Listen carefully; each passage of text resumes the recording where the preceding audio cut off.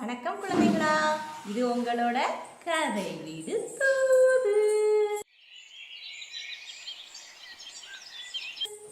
இன்னைக்கு ஆண்டி உங்களுக்கு நம்ம சேனல்ல வரப்போற ஒரு புது சின்ன குழந்தைய இன்ட்ரடியூஸ் பண்ண போறேன். அவ பேர் என்னன்னு தெரியுமா? இதான் அந்த பாப்பா. இவ பேரு தமிழரசி. இந்த பாப்பாவுக்கு எப்போ பார்த்தாலும் நிறைய சந்தேகம் வந்துக்கிட்டே இருக்குமாமா. அந்த சந்தேகம் எல்லாத்தையுமே அவங்க மிஸ்கிட்ட போய் கேட்டு அவள் அதுக்கு பதில் தெரிஞ்சுப்பாளாம். நீங்களாம் அவள் ஃப்ரெண்ட்ஸ் தானே, நண்பர்கள் தானே, உங்கள் எல்லாருக்குமே அதை சொல்லித்தரணும்னு ஆசை வந்துருச்சா. அதனால தான் அவள் நம்ம சேனலுக்கு வந்திருக்கா. தமிழரசிக்கு இன்னைக்கு என்ன டவுட் வருதுன்னு சொல்லிட்டு நம்ம பார்ப்போமா? வாங்க கதைக்குள்ள போகலாம்.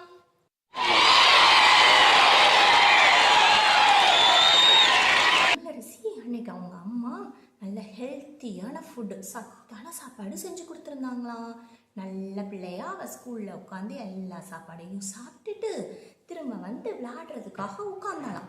அப்போ திடீர்னு ஒரு சத்தம் கேட்டுச்சான்.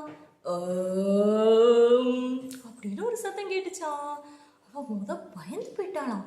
எங்கிருந்துடா சத்தம் வருதுன்னு பார்த்தா அவள் வயிற்றுக்குள்ள இருந்து சத்தம் வந்த மாதிரி இருந்துச்சான். அந்த சத்தம் என்னன்னு அவளுக்கு தெரியவே இல்லையாம். உடனே இதை தெரிஞ்சுக்கணும்னு அவளுக்கு ஆசை வந்துருச்சான். உடனே குட்டுன்னு அவங்க மிஸ் கிட்ட ஓடி போய், மிஸ் நான் உட்காந்துருந்தேனா அப்போ என் வயிற்றுக்குள்ள இருந்து அப்படின்னு ஒரு சத்தம் வந்துச்சு மிஸ். நான் அந்த சத்தம் போடவே இல்லை, அது என்ன மிஸ் அப்படின்னு கேட்டாளாம். உடனே அவங்க மிஸ் சொன்னாங்களா, அது ஒன்றும் இல்லைடா, அது பேர் என்னது, ஏப்பம் அப்படின்னு சொன்னாங்களாம். ஏன் மிஸ் அந்த சத்தம் வருது அப்படின்னு அவ கேட்டாளாம். ஓ, உனக்கு டைஜஸ்டிவ் சிஸ்டம் பற்றி தெரியாதுல்ல, மிஸ் உனக்கு சொல்லித்தரேன் அப்படின்னு சொன்னாங்களாம் அவங்க. சிஸ்டம் ஃபஸ்ட்டு எங்கேருந்து ஸ்டார்ட் ஆகுது? நம்மளோட கையிலேருந்து ஸ்டார்ட் ஆகுது. நம்ம சாப்பிடணும்னா முத நம்ம என்ன செய்வோம்? சாப்பாடு வச்ச உடனே இந்த கையை தான் வச்சு நம்ம என்ன செய்வோம்? அந்த சாப்பாடை எடுப்போம். ஸோ நம்ம சாப்பிட ஆரம்பிக்கிறது கையிலேருந்து தான் ஸ்டார்ட் ஆகுது. ஸ்பூன் வச்சு நம்மளால் சாப்பாடு எடுக்க முடியுதுல்ல, அந்த மாதிரி கடவுள் நம்ம எங்கே போனாலும் கொண்டு போகிறதுக்கு இந்த 5 ஸ்பூன் கொடுத்துருக்காரு நம்ம கையில். இதை வச்சு நம்ம சாப்பிட்றப்ப எப்படி சாப்பிடுவோம்? அந்த 5 விரலையும் இப்படி கொண்டு வந்து சாப்பாடு எடுத்து சாப்பிடுவோம். வாய்க்குள்ள சாப்பாடை வச்சுட்டோமா? வச்ச பிறகு வாயில் என்ன இருக்கு? பல்லு இருக்கு, நாக்கு இருக்கு. இதான் நாக்கு. ஸோ இதெல்லாம் என்ன செய்யுதுன்றத பார்ப்போமா? ஒரு எலுமிச்சம்பழத்தை எடுத்து நீங்கள் வாயில் வச்ச உடனே என்ன செய்யும்? உங்களுக்கு புளிப்பு அப்படின்னு இருக்கும்லப்பா. அதை எது சொல்லுது உங்களுக்கு? அது புளிப்புன்னு எது சொல்லுது? உங்கள் நாக்கு தான் சொல்லுது. நாக்கை பார்ப்போமா? இப்போ இதுதான் நாக்கு. இந்த நாக்கோட நுனியில் ப்ளூ கலரில் இருக்குது பார்த்தீங்களா? அதுதான் ஃபுட்ஸை நமக்கு கண்டுபிடிச்சு சொல்கிறது. இனிப்பாக இருக்குன்னு சொல்லுவீங்கல்ல, அந்த இடம். ஓகேங்களா? பின்னாடி க்ரீன் கலரில் இருக்குது பார்த்தீங்களா? அது என்னது? புளிப்பாக இருக்கிறது. எலுமிச்சம்பழத்தை சாப்பிட்டா, நெல்லிக்காயை சாப்பிட்டா நமக்கு எப்படி இருக்கும்? புளிப்பாக இருக்கும் பார்த்தீங்களா? அது அதே மாதிரி அந்த எல்லோ கலர் என்னது? உப்பு. பின்னாடி பர்பிள் கலரில் இருக்கிறது என்னது? கசப்பு. இப்போ ஆன்டி இனிப்பு சொல்லிட்டேன், உப்பு சொல்லிட்டேன், புளிப்பு இதெல்லாம் தவிர்த்து ஒரு டேஸ்ட் இருக்குதுல்ல, ஆன்டி அதை விட்டுட்டேன்ல. யார் அதை கரெக்டாக சொல்கிறான்னு பார்ப்போம். என்ன டேஸ்ட் அது? இன்னொன்று கரெக்ட், உரப்பு. இப்போ உரப்புக்கு நாக்கில் இடமே இல்லையா அப்படின்னு தமிழரசி கேட்டாலாம். அதுக்கு அவங்க மிஸ் சொன்னாங்களாம், இல்லை, இப்போ நம்ம சூடாக ஏதாவது குடித்தோன்னா நமக்கு எப்படி இருக்கும்? அப்படி இருக்கும்ல, அதே மாதிரி தான் உரப்பு சாப்பிட்டா நம்ம நாக்குக்கு அதே மாதிரி தான் இருக்குமாமா. இப்போ நிறைய உரப்பான சாப்பாடு நம்ம எடுத்துக்கலாமா? நம்ம நாக்கை கஷ்டப்படுத்துகிற மாதிரி பண்ணக்கூடாது. அது எம்மியாக இருந்தால் கூட உரப்பு அளவாக தான் எடுத்துக்கணும் அப்படின்னு அவங்க மிஸ் சொன்னாங்களாம். தமிழரசி ஓகே மேம் அப்படின்னு சொல்லிட்டாலாம். அடுத்து என்னது? பற்கள். கிச்சனில் அம்மா காய்கறியை எதை வச்சு வெட்டுவாங்க? கத்தி வச்சு வெட்டுவாங்கல்ல, அதே மாதிரி உங்களுக்கு வாயில கடவுள் பற்கள் கொடுத்துருக்காரு. பற்கள் வச்சு கடிச்சுதான் நம்ம சாப்பிடுவோம் சாப்பாடு. எத்தனை பல்லுப்பா இருக்கும்? யாருக்கு தெரியும்? கரெக்ட், 32 பல்லு இருக்கும். அப்போ உங்க எல்லாருக்குமே இப்ப 32 பல்லு இருக்கா? சொல்லுங்க பாப்போம். எண்ணி பாருங்க உங்க பல்ல. இல்ல நீங்க வளர வளர பெரிய பிள்ளையானதுக்குள்ள உங்களுக்கும் 32 பல்லு வந்துடும். ஓகேவா? பற்களை வச்சுதான் நம்ம என்ன செய்யறோம், சாப்பிடுற சாப்பாடை சின்ன சின்னதா உடைச்சு என்ன செஞ்சிருவோம், அடுத்து அப்படின்னு முழுங்கிருவோம். முழுங்கின உடனே இந்த சாப்பாடு என்ன செய்யும், இந்த இடத்துல இருந்து வழுக்கிக்கிட்டே போய் எங்க விழுகும், வயிறுக்குள்ள விழுகும். அப்ப வழுக்குதுல, நீங்க சறுக்கு விளையாடுவீங்க பாத்தீங்களா, அந்த மாதிரி அது வழுக்கிட்டு போகும். அந்த மாதிரி சறுக்கு மாதிரி நமக்கு ஒண்ணு இருக்கு பாத்தீங்களா இந்த இடத்துல, அதை என்னன்னு சொல்லுவாங்க, உணவு குழாய். சொல்லுங்க, உணவு குழாய். இங்கிலீஷ்ல அதுக்கு பேரு ஈசோஃபேகஸ். சொல்லுங்க, ஈசோஃபேகஸ். ஆரஞ்சு கலர்ல ஒரு பைப் மாதிரி இருக்கு பாத்தீங்களா, அதுதான் ஈசோஃபேகஸ். அது வழியா வழுக்கிட்டு போய் உள்ள ஒரு பெரிய பை இருக்கும். அந்த பைக்குள்ள தொப்புன்னு விழுகும். அந்த பை தான் என்னது, உங்க தொப்பை, வயிறு.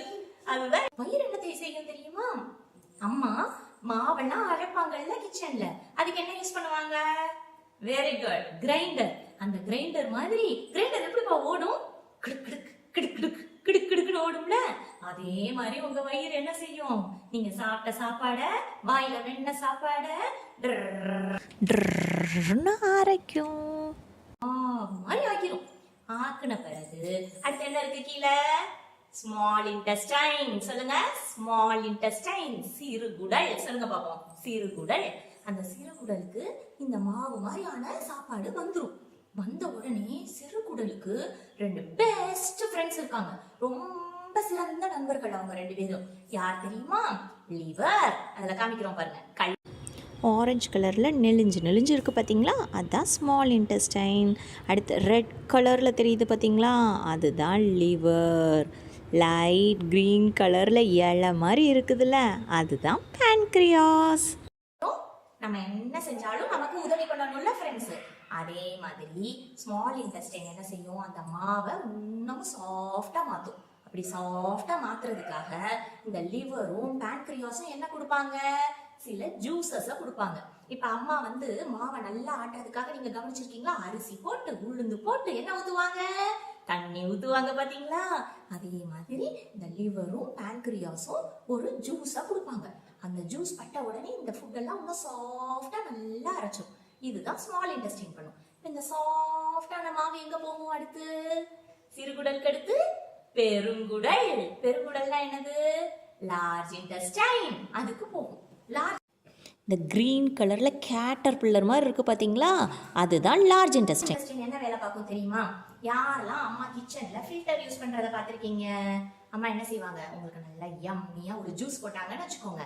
ஜூஸ் போட்டுட்டு ஃபில்டரை எடுத்து அதுலேருந்து ஊற்றுவாங்க. அந்த ஜூஸை ஊற்றுன உடனே என்ன ஆகும், கீழே நீங்கள் குடிக்கிற யம்மி ஜூஸ் வந்துடும், மேலே வேஸ்ட் ஆனதெல்லாம் நின்றும். அம்மா என்ன செய்வாங்க, அமுக்கி அமுக்கி அமுக்கி நல்லா ஜூஸ் எடுப்பாங்க.